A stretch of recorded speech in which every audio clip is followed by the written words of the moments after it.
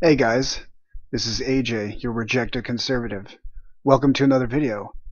This one's a little different. I'm going to be doing videos like this every so often, kind of in between Tucker videos and other actual video content I put on there to comment on. These videos will be pretty much strictly commentary, and it will be on an article or an issue or a story done on a website, maybe Hot Air, maybe The Blaze, who knows, where I just do a rant or a diatribe on it. And that's going to be the whole video. So there's no actual visuals as much as maybe an image or so. But it's going to be all commentary. And sometimes these are very old stories, or they're stories I just care about enough to just do straight up raw commentary on. So I hope you guys enjoy. So this story is one about atheists unveiling a radically different set of 10 Commandments. Yes, that's right. A secular version of 10 Commandments. These people are never satisfied. Anti-Christian atheists are never satisfied with their bloodlust. It's called "There is no one right way to live."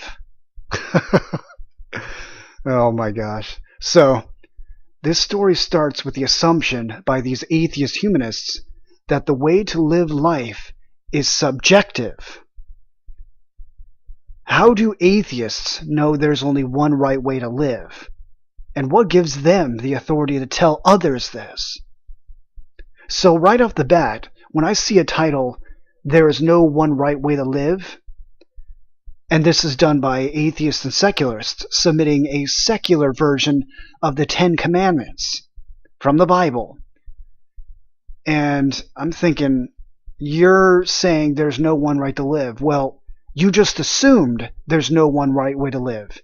You just said that someone else's way to live is not the way to live. So you actually just oppressed someone else's culture in of your own assumption that there's no one right way to live. More subjectivism, which is absolute garbage. So who are they that tell people this? The whole underlying point of this story is to convey a moral and ethical lifestyle for any given individual according to the atheist perspective. But what atheists don't realize is that embracing a world of unspecified, subjective ethics is exceedingly dangerous and destructive to the moral integrity of any given society. It is so vague. Subjectivism, subjective morality, and in moral relativism. Those two terms are interchangeable. It pretty much means that any individual can perceive whatever the hell they want means a moral or an ethic. And it pretty much means that they can, at their discretion, tell you, hey, what you believe in oppresses me, so you shut up, because what I do counts and what you believe in doesn't. This is very bad for society. You want a society of peace and prosperity? You're not going to get it this way. But these atheists think they're so clever. But they're so clever, they're so open-minded, their brains have fallen out. See, there's a difference between having freedoms in this country and abusing your freedoms to the extent that you're so free-minded in your freedoms, you actually end up shackling people and taking away their freedoms. The very people who open the doors for such freedom and civility in this country, aka our Christian founders, and the Christian people in majority in our early days of this country, who put the founders in their positions of power, otherwise they wouldn't be there, who set up our Constitution and its respective Bill of Rights with all of its relative amendments, all the ones, including the First Amendment, we all enjoy today, including atheists. And of course, atheist.org and Freedom from Religion Foundation, the most laughable organizations there are, who try so bad to dismiss the Christianity at the center of society that it was the integral part, the greatest, most significant factor in making our country what it is today, with as many freedoms and civil rights as we have. Though it was a work in progress over the course of 200 years, this country has done a hell of a lot more for good than it's ever done in bad. Not to dismiss the bad, but the good it has done because of Christianity cannot be ignored. No matter how many atheists or liberals try to omit this or dilute it in history books and their little articles and their little slams and their little obscure straw man arguments trying to erase it. So, back to unspecified subjective ethics. The revered principle held dear by one man is rejected and even despised by another man, and vice versa. Anything is up for grabs. People will conveniently comply with morals they choose to make up or believe in when it is most convenient for them and will benefit them in some selfish materialistic way. Also, people will begin to reject and ignore morals they've self-proclaimed to believe in according to the circumstances of their immediate specific situation, whether it is to satisfy their own selfish wants and conveniences or to avoid accepting responsibility for the criminal actions they've committed. Subjective morality is a very dangerous game. These militant atheists and humanists have no idea what they're doing when they promote these kind of ideas. Atheists who reject the Ten Commandments have as detailed in the Bible and revered in Judeo-Christian tradition, have unveiled their own secular version of life's do's and don'ts. So here's what they've done.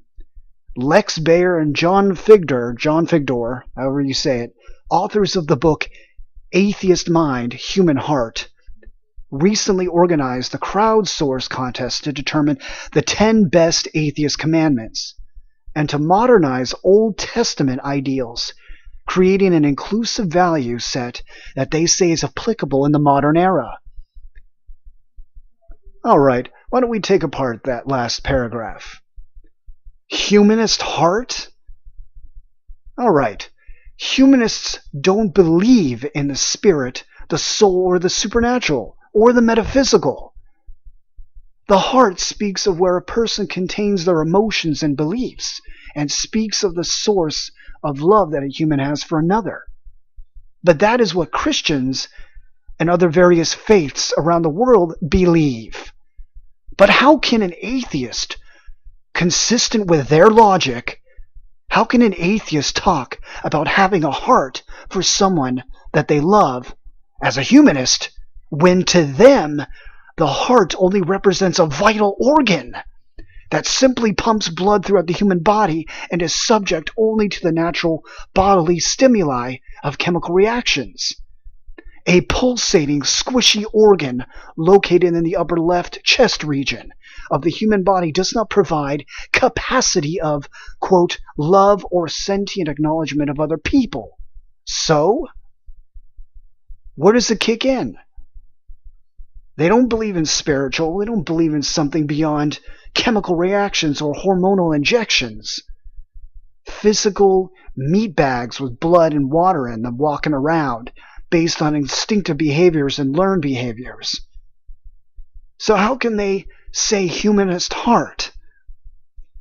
You guys really got to make up your minds. Do you believe in something like that or you don't? You can't have it both ways, because you're going to come up hypocritical and self-contradictory, and then no one will listen to you, and justifiably so. Wait, a crowd of atheists voted for the 10 best atheist commandments? I thought the whole point of this humanist crowdsourced contest was to provide people a means of finding their own right way to live. How can the masses find their own way to live if you're commanding them to live by your secular dictates? So you take in what, 2,800 submissions, but you people decide, you vote on it, but then even if you were voted, the majority voted on that submission out of 2,800, who are you to dictate that upon the people who didn't vote for it? I thought it was all about living your own independent, subjective way. How about the people who didn't vote in the submissions for the submission of the majority who put it through for the 10 Commandments that ended up winning the contest? Puncture holes are coming in, buddy boys.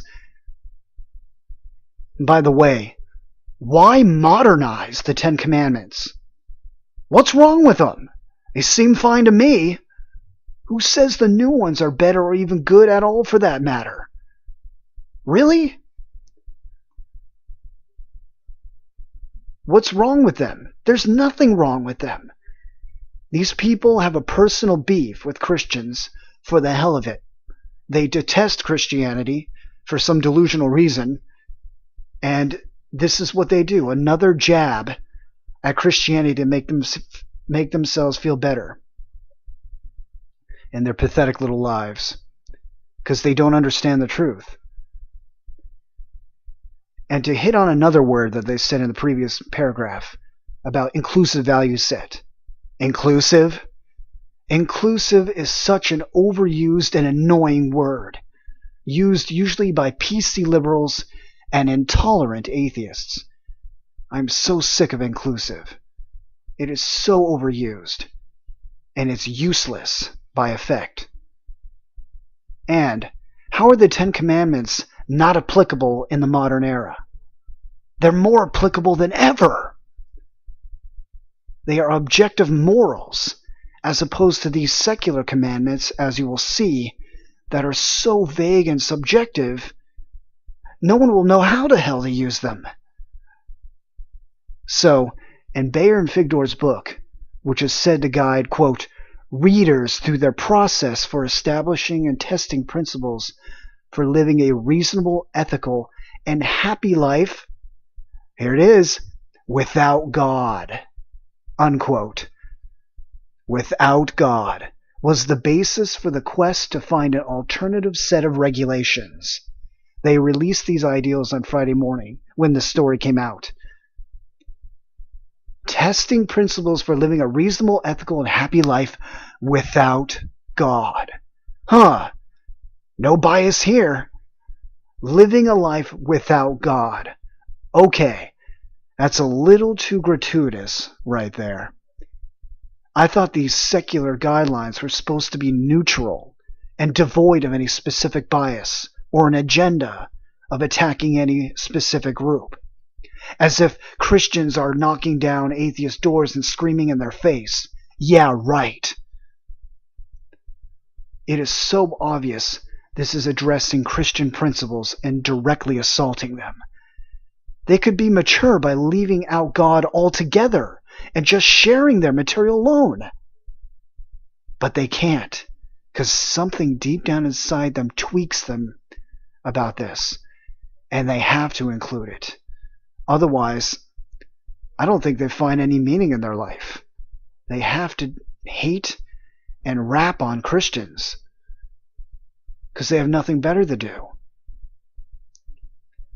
And then it goes on to say, quote, there's often a misconception that non-believers don't share strong ethical values, unquote, Figdor says, who is a humanist chaplain at Stanford University. He said in that statement, in reading through the thousands of submissions in the contest, it's very clear that this is not the case. Misconception that non-Christians share strong ethical values. I'm a humanist chaplain. Oh, trust me, there is no misconception except with you. Humanist chaplain? There is no such thing. Humanism is an attempted godless substitute to replace Christianity. It's the modern day attempt for atheism to try to shove its way in, slither its way in, and kick Christianity out. Secular humanism is their desperate attempt to make atheism look humane and humanitarian because of all the inconvenient people in the last 100 years who made them look bad, because they know it. Stalin, Mussolini, Fidel Castro, Mao Zedong, all of them. Atheists. All of them.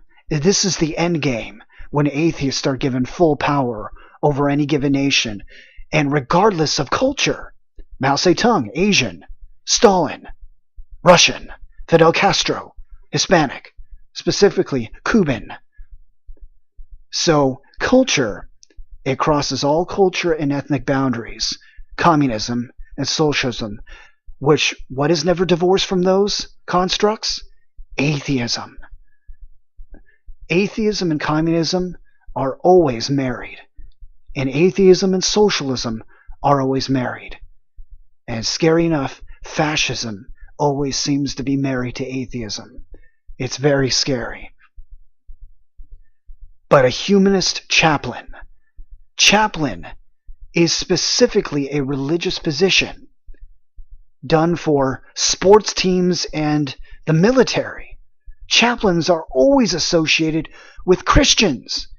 Chaplain is specifically a religious position. There is no such thing as a humanist chaplain. It is so laughable. There's Christian chaplains, Catholic chaplains, and other denominations of Christianity. There's no such thing as an atheist chaplain. It's a contradiction in the same two words.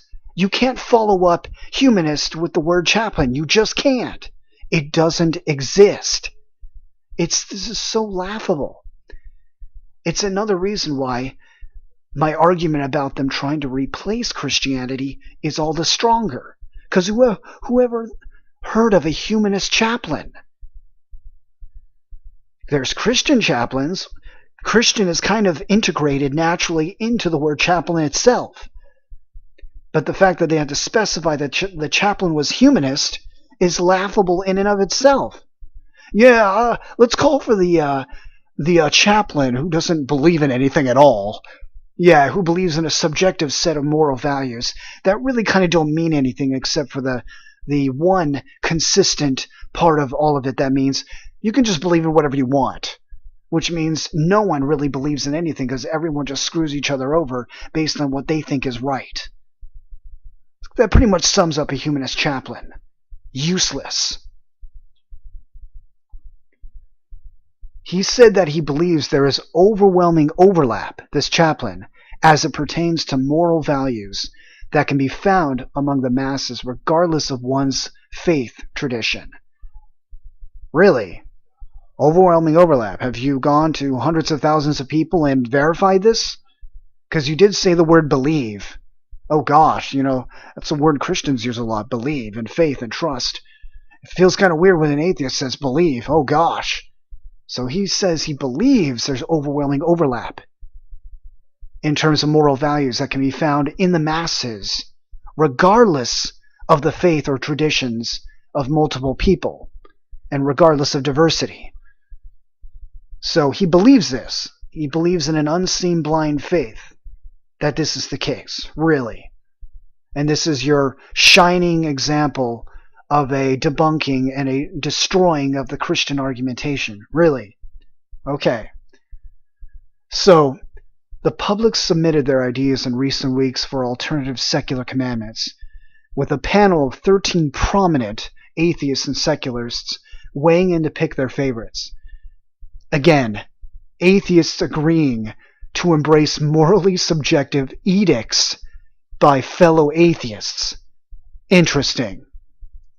Atheists putting on subjective laws by other atheists. Yeah, there's no bias there. Everything's neutral. And then it goes on to say, Blumner proclaims in a press release touting the results of the chosen secular Ten Commandments, quote, "The entries brimmed with compassion, empathy, and caring for humanity, while endorsing science, reason and critical thinking. It goes to show how closely linked these values are. The wording in this is so overdone. This guy tried way too hard to bring out emotion and passion in what he said. These people, I'm telling you, it takes a lot more faith to be an atheist than it does a Christian. They have to work a hell of a lot harder to not believe in God than for someone to simply believe in him. All this work, and they have so much faith, atheists have so much faith, that there possibly could never be a creator of humanity, that they end up screwing themselves in their own arguments. Back to the thing about being so open-minded in their logic, their skull opens up and their brain flops out, slams to the ground and bounces away. The brain even says, I'm ditching you, man. You're too free-minded. I'm going on my own. So, 10 people collectively won the Rethink Prize, which was granted for their efforts in reimagining the traditional 10 Commandments. They will share a collective $10,000 prize. Ooh, wow. $10,000 prize split between 10 people. What is that, $1,000 each? For reimagining of the 10 Commandments. Really? Your life revolves around reimagining the commandments in a book you people don't even believe in? A book you people don't even waste your time reading? And if you do, it's only to destroy it. And if you read it, why does the Bible tweak you guys so much? You radical militant atheists who hate Christians. Not the live and let live atheists who are chill and cool and are still figuring out life and what to believe in. But you atheists who are deliberately anti-Christian.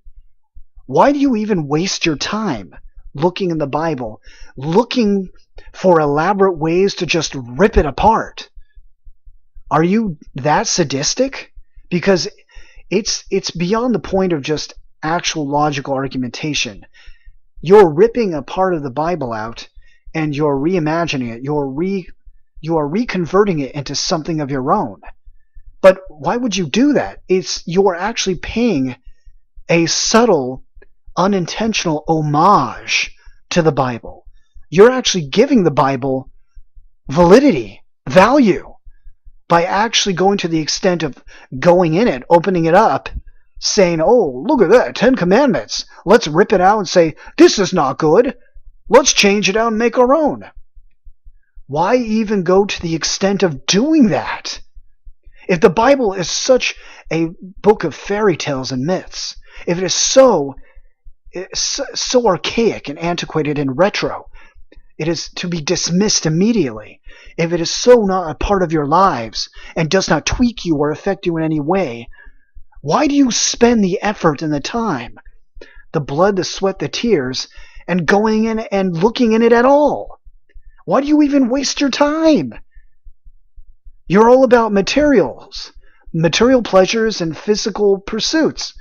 So why are you wasting your time in a book you believe is a bunch of myths? Why?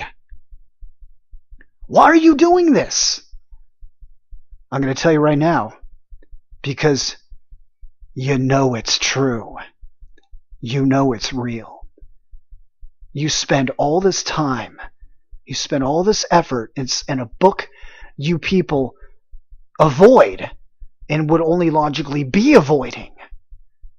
Considering the fact also that Christianity is actually on the decline in America without you people actually doing these kind of things.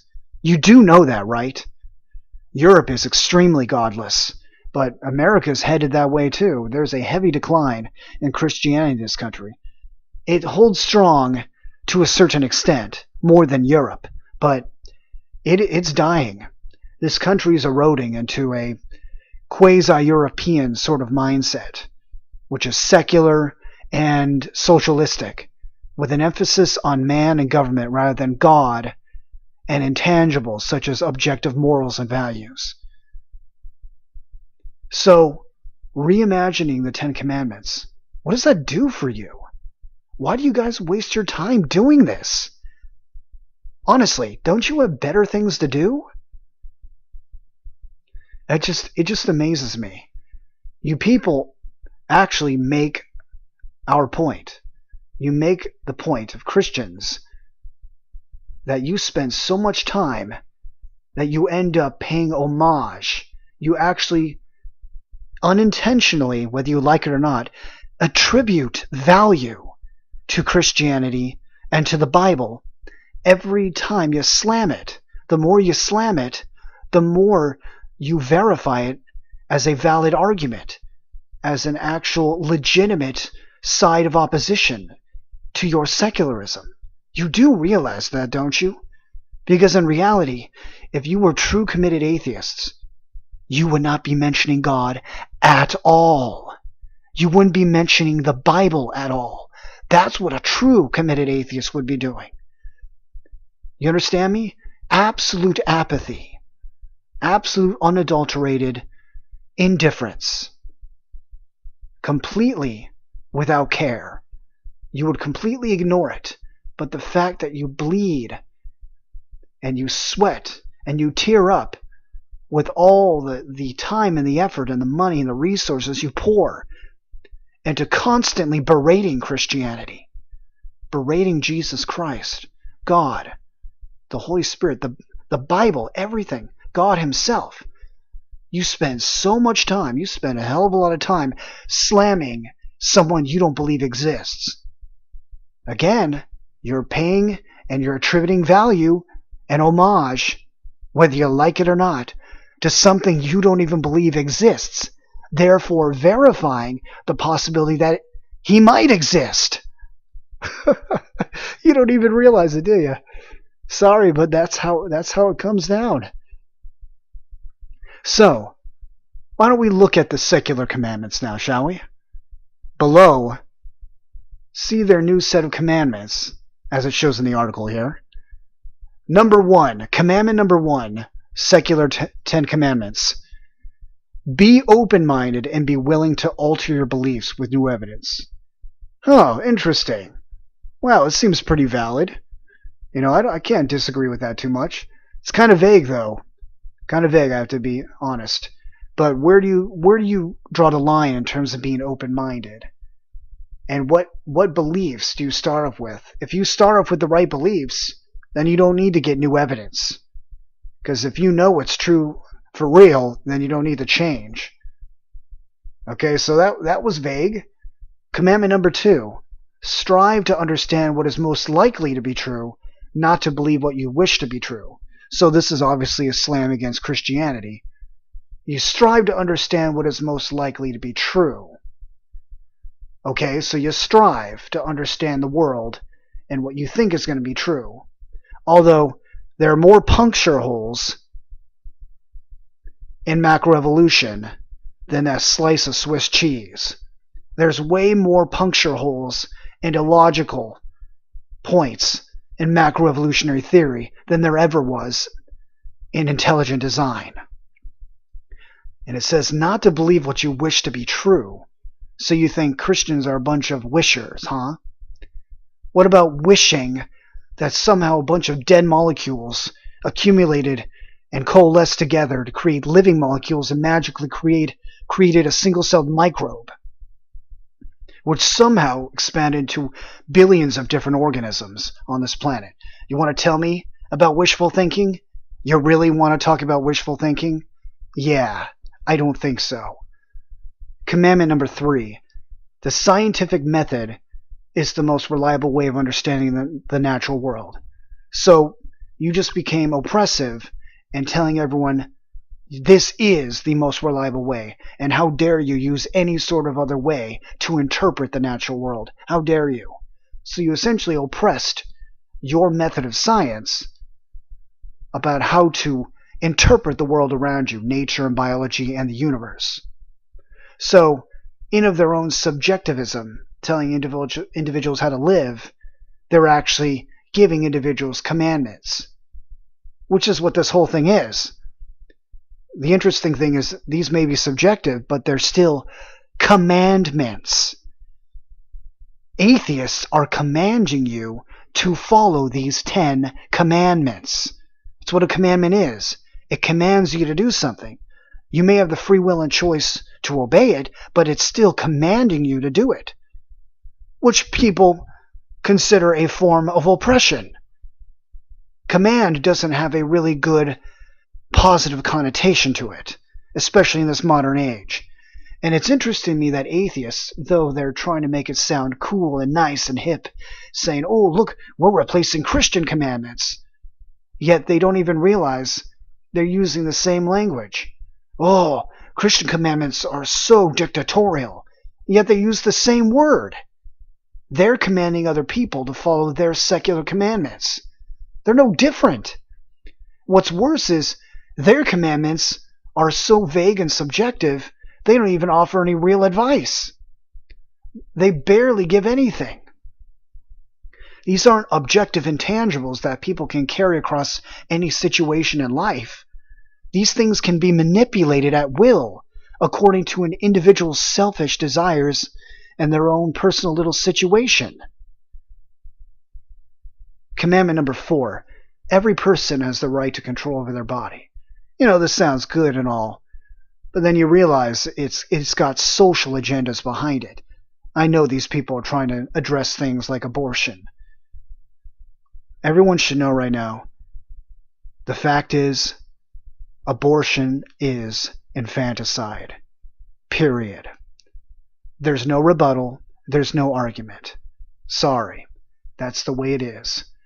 So it's addressing pretty much probably homosexuality and women having the right to control their bodies in reference to the babies inside their wombs. But what people need to remember are those infants inside the womb are human beings. The only difference between them and their mother is that they're inside a womb and their mother isn't. They are an American citizen. If they're in this country and they're in the womb, even besides an American citizen, they are a human being.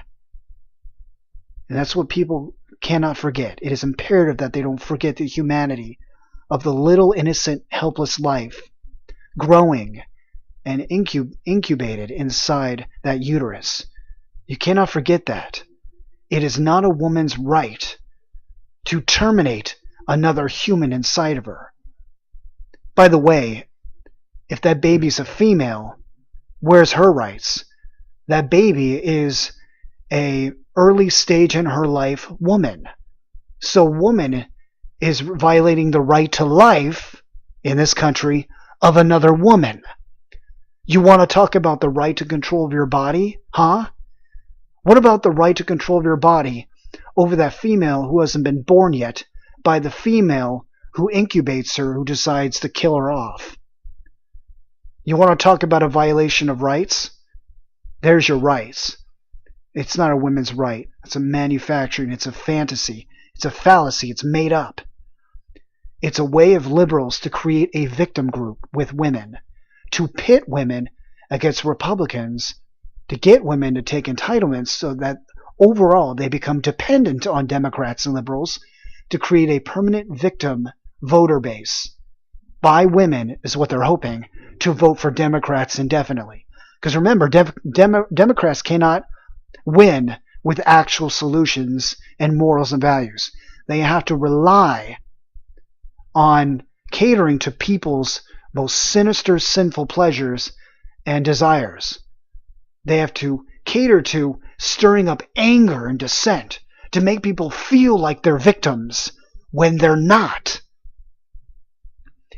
Taking a lie out of thin air is what liberals do, and they spit it in your face until you believe it. They say it again and again. And we know in human history, you tell a lie long enough, and people will eventually believe it. That's the sad thing. So that commandment has got social, liberal, justice, warrior agenda all over it. And it is irrelevant, and again, has an element of subjectivism to it. Commandment number 5. God is not necessary. to be a good person or to live a full and meaningful life. Are you kidding me? Now I know they got a personal vendetta against Christians.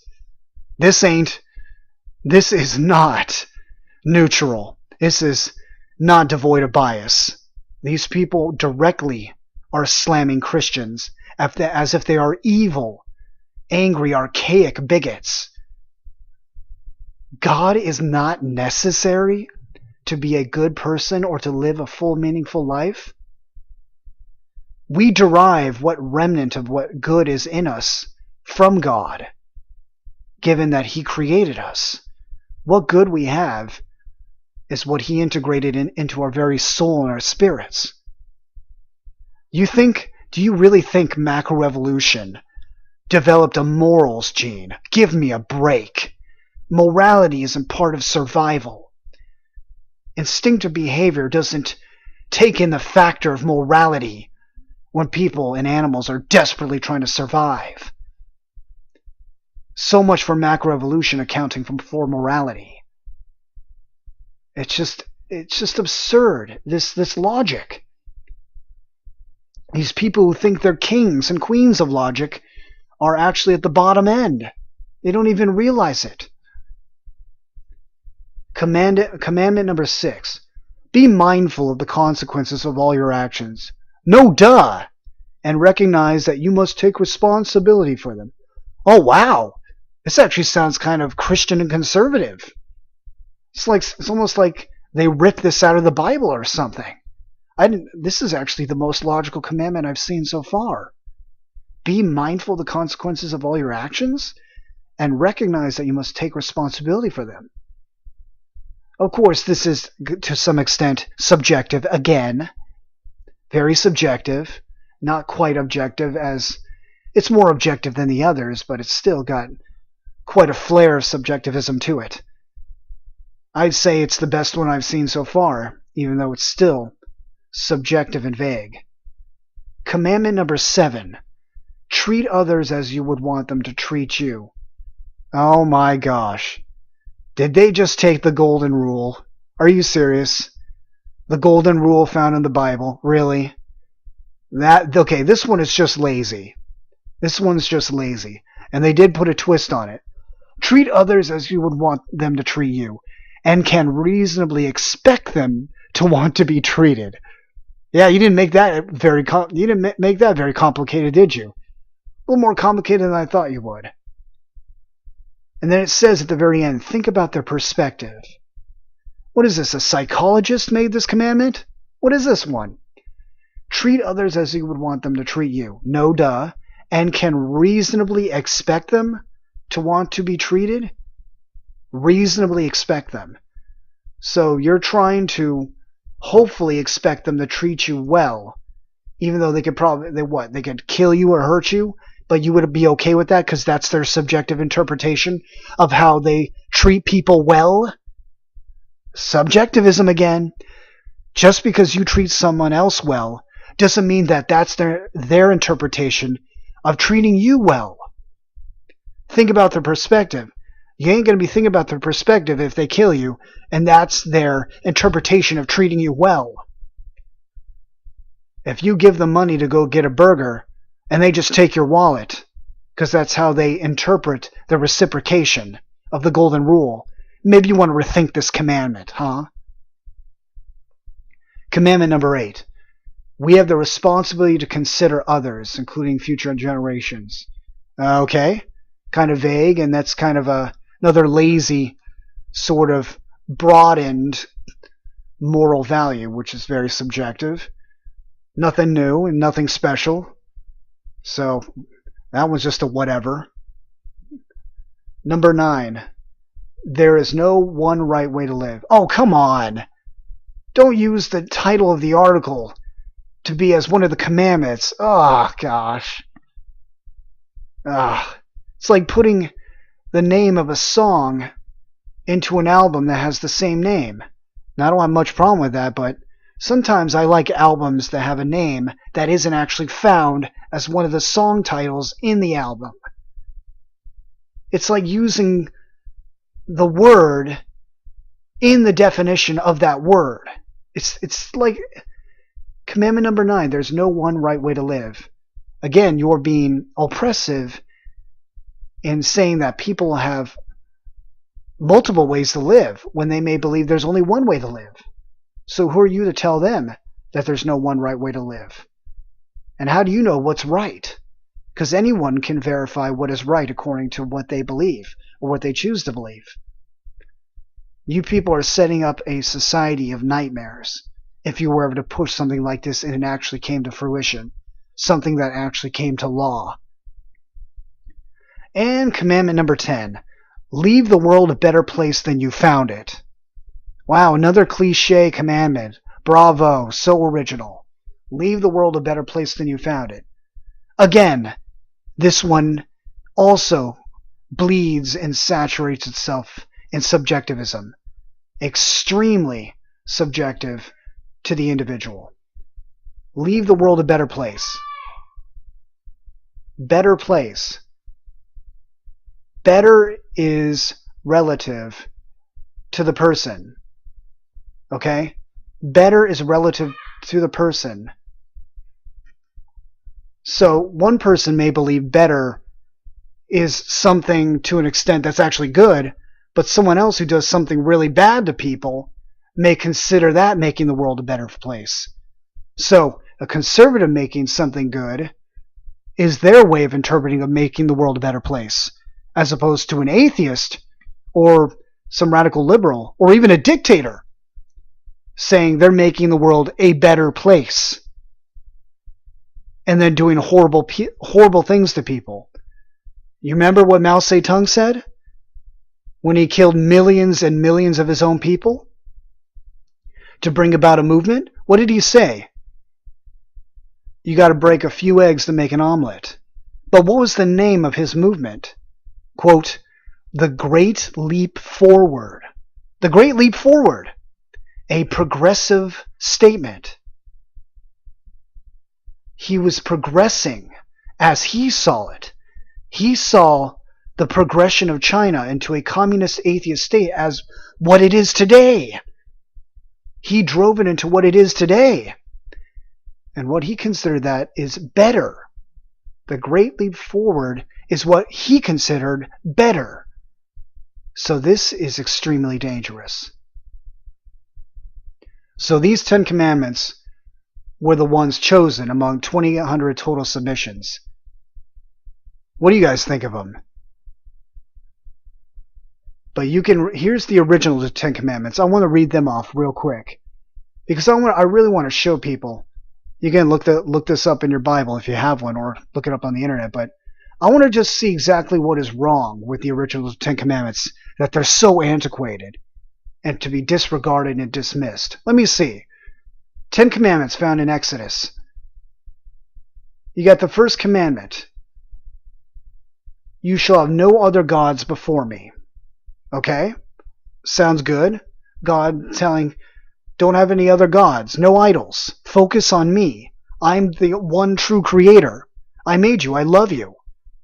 And I will eventually, the Christ will come. I will come in a human body, and I will be the perfect, innocent human sacrifice who will take myself upon the cross for your transgressions, for your wrongdoings, so you don't have to. That I may atone, God, so that he does not judge you, but that he judges based upon how Jesus Christ defends you. Jesus covers over your sins, your wrongdoings, and so he casts that aside.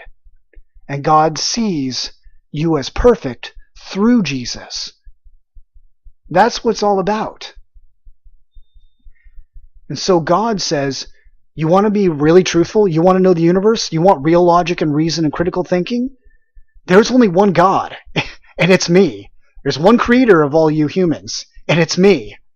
I'm a hyperdimensional entity that you can't even possibly fathom, but I've revealed myself to you in this book of 66 canon books called the Bible. And it's where I reveal myself to you so that you know I'm here, the unseen God, showing myself through invisible qualities, through nature and the universe all around us. Something about atheism and science. Atheists must try really, really hard to ignore God when they're studying nature, biology, botany, studying astronomy.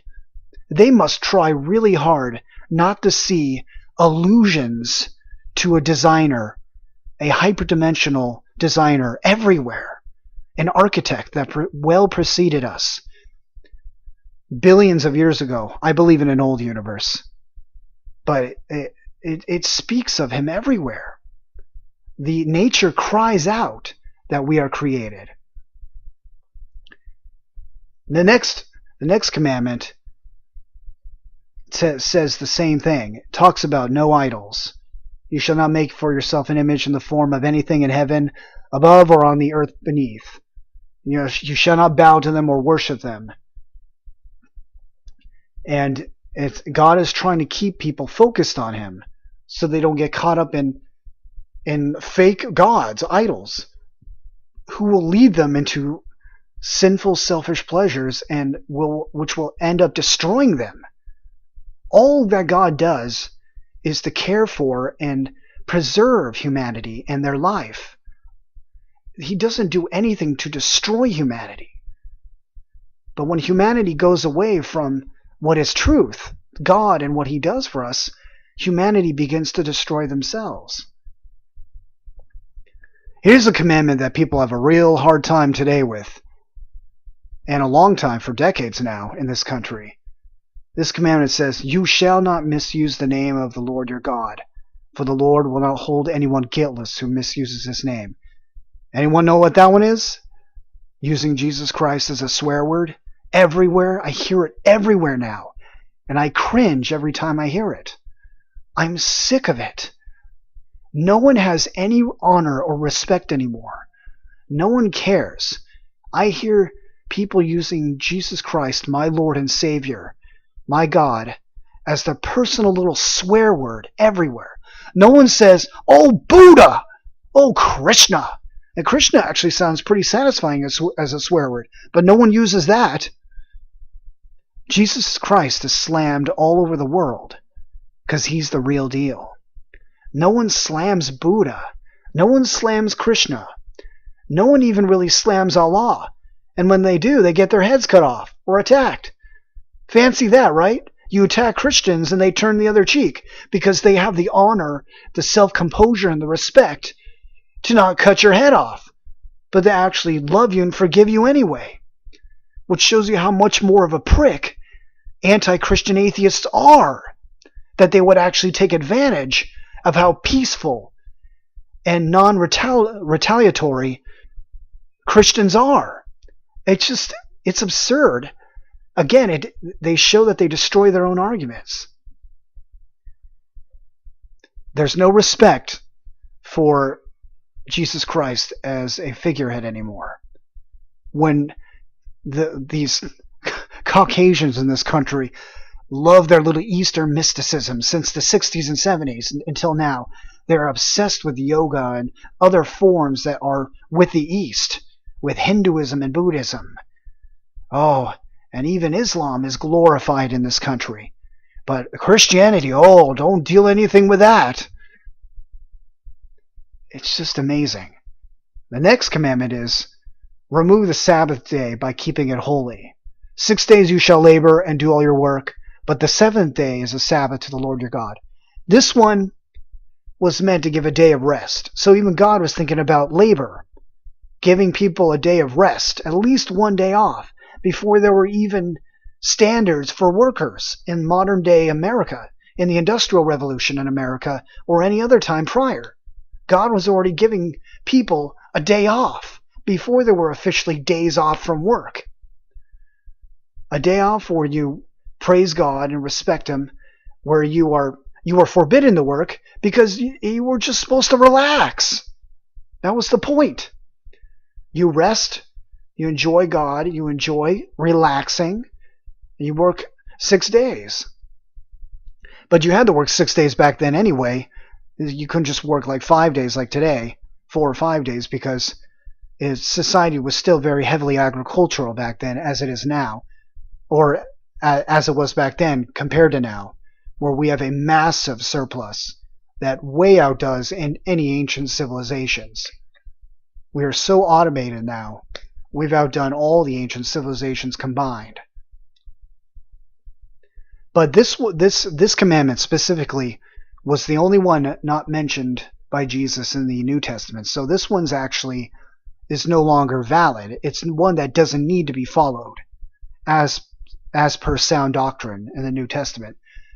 All other than 9 other commandments were mentioned by Jesus, meaning they are still valid to this day. But the Sabbath commandment was not mentioned as a valid commandment to remain in this country or in Christianity in general. So the next commandment is honor your father and your mother so that you may live long in the land the Lord your God has given you. So honor your father and mother. Honor your father and mother. What's wrong with that? Again, remember, these secularists, these atheists are replacing these commandments. And when you're replacing something, they call that as outdated.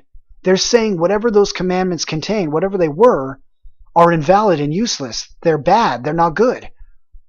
If they're outdated, they're worth kicking out. So when you say honor your father and mother is outdated and you need to kick it out, you're essentially saying, the atheist is essentially saying, don't honor your father and your mother. Don't love them, don't respect them, don't obey them, and don't have fellowship with them. That's what honor your father and your mother is. So they're saying, don't do that. Don't respect your parents. And it goes on to say, for the rest of these commandments, you shall not murder. So you say the 10 commandments are invalid. You replace them with your subjective bullcrap. You say that you shall not murder commandment is outdated. It's antiquated in the 10 commandments in the Bible. So you're saying if it's outdated and it should be replaced, you are by effect saying you shall murder, or you say murder is okay by direct effect. Because that's what you're doing here. You do realize that, guys, right? When you make your secular commandments, this is what you're doing. You go to the next one. You shall not commit adultery. So this is outdated. So removing this, replacing it with your own subjective, vague, secular commandment, you're saying adultery is okay. So it's okay to cheat with other people. It's okay to cheat. It's okay to destroy countless relationships simply so you can stick a screw in the eye of Christians and the Bible. Because you hate God so much that you are willing to say that you want to outdate a commandment that prevents people from destroying relationships. So you hate God so much, you want relationships to be destroyed. You hate God so much that you want people to be complicit with murder. And you hate God so much, you're okay with people stealing. You shall not steal. This is what you people are saying. Another commandment, you shall not give false testimony against your neighbor. Why was this one removed? This one seems like the most legal and reasonably responsible one that an atheist would never disagree with. Don't falsely accuse your neighbor. Don't make false accusations. Essentially, meaning don't accuse and berate and attack innocent people for your own gain. What is so outdated about this one? You people and your logic are so flawed. And the next commandment, how is this one outdated? You shall not covet your neighbor's house. You shall not covet your neighbor's wife, or his male or female servant, his ox or donkey, or anything that belongs to your neighbor. Essentially, don't covet anything of anybody else. That's not you. Meaning, don't be jealous and envious. Don't desire what they have, and especially to the extent of going after what they have, which is what we call theft. But this says don't even covet it. You're not even at the point of stealing it, taking it yet. Don't even covet it. Don't even desire it. What is so outdated about that? So in reality, the objective, intangible commandments of the Bible remain stable and reliable through human history and provide stability and reliability in terms of moral integrity in a society, anywhere, well over secular, vague, undescriptive commandments made by atheists. That's the reality here.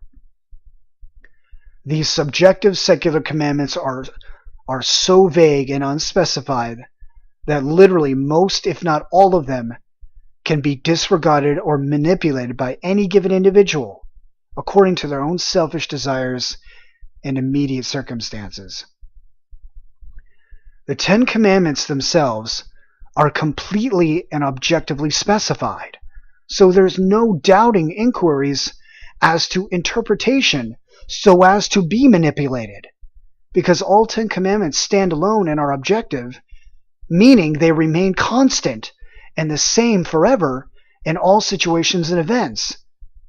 There is thus incredible reliability, resiliency, and stability in objective morality, aka the biblical 10 commandments.